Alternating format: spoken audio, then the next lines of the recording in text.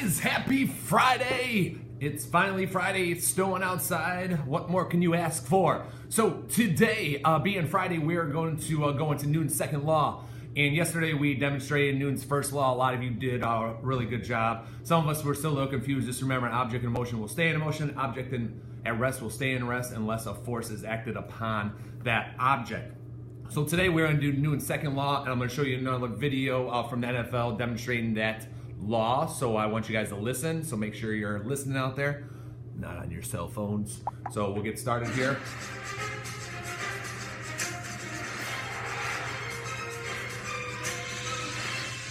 Again, this is demonstrating Newton's second law.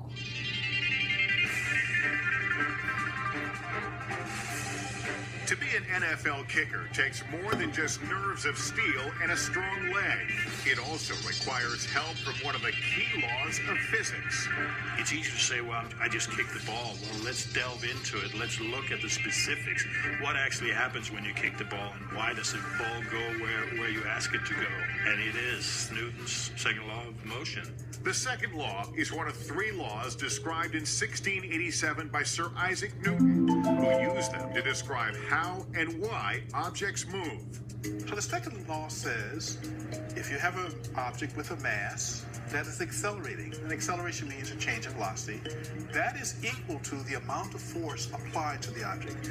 The way we say it with words is F is equal to ma. This also means that in order for an object like a football to accelerate, a force must be applied. To illustrate Newton's second law in kicking, we asked Morton Anderson, the NFL's all-time scoring leader, to perform his craft in front of a high-speed phantom camera. The entire procedure unfolds in less than a second and a half, from snap to hold to kick.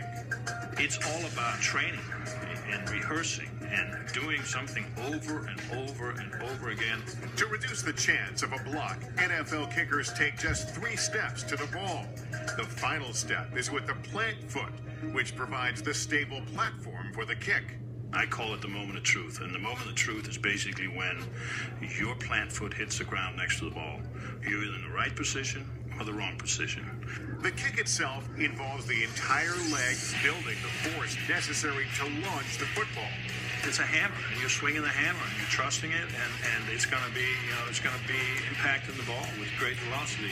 An NFL kicker's foot is in contact with the ball for just 8/1000ths of a second. And in that time, his foot applies up to a ton of force to the ball. This quick, violent strike is a perfect example of what's known in physics as an impulse. Impulse is an important concept because there is a finite time over which the foot is in contact with the ball, and during that time there's a force applied to the football. An impulse is equal to the force multiplied by the time the force is applied, represented by delta T.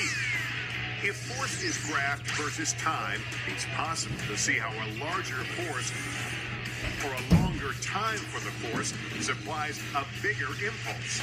Since impulse is really just the change in momentum, and since the ball doesn't change its mass, we're really just talking about the change in the speed. The bigger the impulse, the bigger the change in speed, which means the faster the ball is moving after it leaves the kicker's foot. Ironically, Anderson says the distance of the field goal doesn't change his approach to the kick itself. Mentally, you want to look at a 50-plus yarder like a 40-some yarder with some room to spare. I think that's a good way to kind of fool yourself into thinking it's a shorter kick. Whether the kick is short or long, Newton's second law explains what an NFL kicker must do to send a football through the uprights.